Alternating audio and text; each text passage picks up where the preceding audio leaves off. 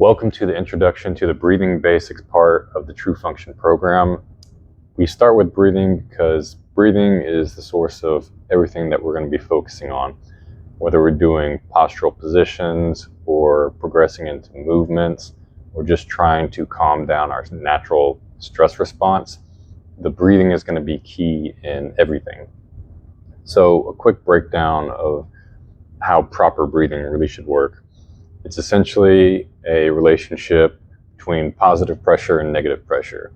You can think of positive pressure as inhaling and creating expansion within the rib cage, so the diaphragm bringing air up, and exhaling as pushing down that pressure into the abdominal region, pelvic floor, so on to the lower extremities. And then you're getting a rebounding effect between that positive and negative pressure.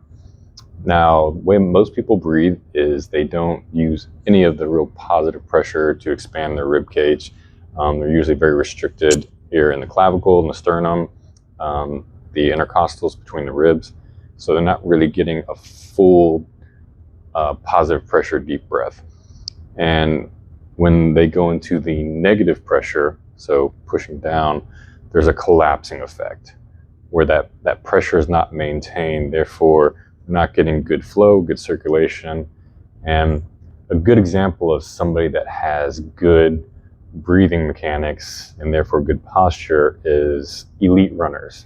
I'm not talking about somebody that can just push themselves hard regardless of that rebounding effect, but somebody that it just seems like they're gliding when they run. It's effortless.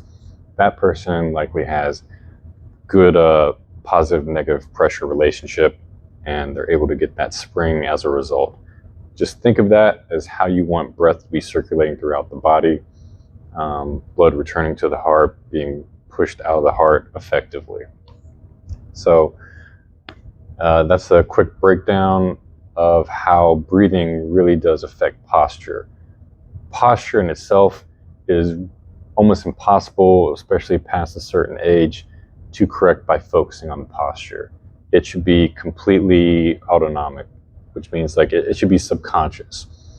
Whether you have good or bad posture, it doesn't really matter. It's still subconscious because you can try to focus on having good posture, right?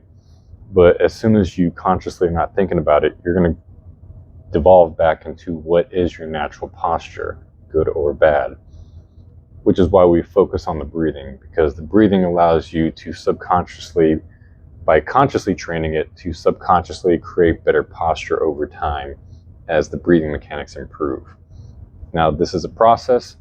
It really depends on where you're at, how much time you can invest in it, how much your awareness factor starts to kick in. And that ties into your stress response as well. Are you aware of when you actually feel stress? Are you stuck in a fight or flight state or a parasympathetic recovery state? Most people get stuck in that sympathetic state, the fight or flight, and they never truly get into a parasympathetic state. Problem with that is, aside from always feeling anxious, things within the body start to shut down and not function properly. So your hormones are going to be affected by this. Therefore, your energy levels, your sleep patterns, your gut health is going to suffer as well. And just being anxious and stressed all the time to where it just drains you and you're always feeling tight in your muscles, that's not a healthy way to live. It's not a good way to live, and it's not necessary. So all these things are really tied into the breathing, which is why that is the foundation, and that's where we're going to start.